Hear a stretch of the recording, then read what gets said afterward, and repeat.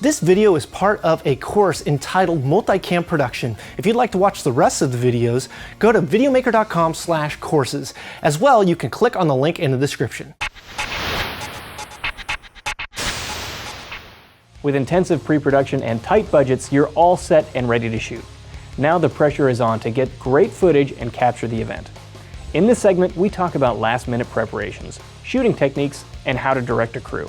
This is where the real fun begins, and all your skills will be put to the test.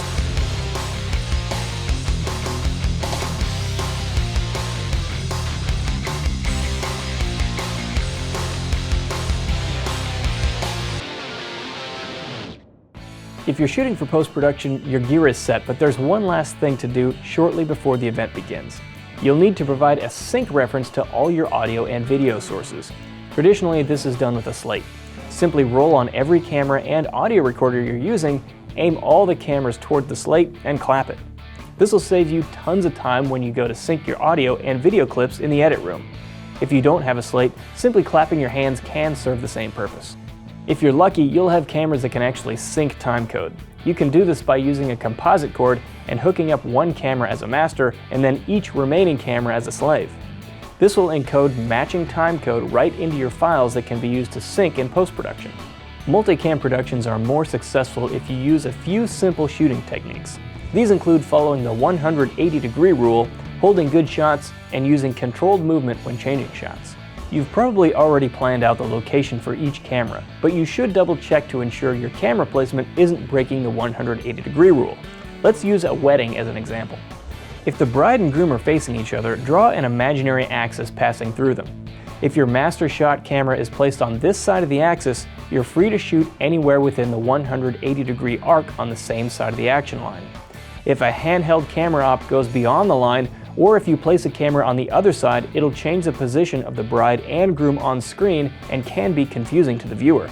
Obeying the 180-degree rule gives the viewer a constant perspective of the action. If you're shooting for post-production, you'll want your shooters to hold good shots. The length of time you want them to hold the shot may vary depending on the event. A wedding would probably need longer shots, while a musical performance may allow for shorter shots.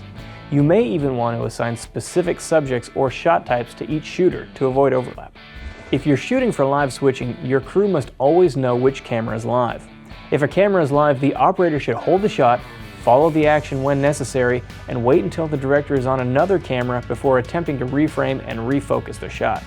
Whenever possible, they should use controlled, deliberate camera moves to change shots so that the director or editor is able to take a camera at any time if necessary.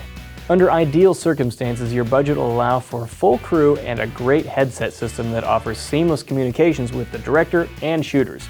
But let's talk about some strategies when you don't have a full crew or the equipment to communicate with camera operators.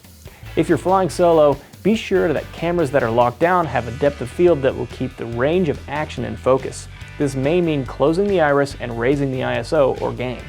A focus shot with a bit of noise is preferable to a blurry shot without noise. If possible, make the camera you're operating the one that's recording the audio. This will allow you to monitor the audio as you shoot and address any issues in a pinch. If you got camera ops but no way to communicate, it's important to give each operator clear shooting instructions. Typically, the operator on the master shot camera should shoot as if they're always on. This means that any changes in framing or focus should be done as smoothly as possible. For the operator getting the other shots, it's a good idea to give them a list that covers the various shots they need to get during the event. If you plan to use live graphics from a switcher, be sure to create your titles beforehand so you're able to focus when directing the event. If you're lucky enough to have a full crew with headsets, be sure you agree on the terminology that'll be used. Typically, the director will call ready, then the camera identifier such as 1 or A, which indicates to the crew that the called camera is about to go live. Then the director will call take 1 or A as they make the switch. This indicates to the crew that the live camera is going to change, and after waiting a beat for any transition that may be used by the director, other cameras will be free to get new shots. Putting it all together would sound like, ready camera 1, take 1. It can't be overstated how important it is to pay attention and know which cameras are live. These are just basic calls, and the director may also instruct their crew to change a shot, adjust focus, or even iris up or down. Shooting a live event can be exhilarating and stressful, but with good preparation, you're sure to get excellent results. In our next segment, we talk about the post-production process. Labeling, syncing, and using multicam functions in your editor is one of the last steps in the process before your project is complete.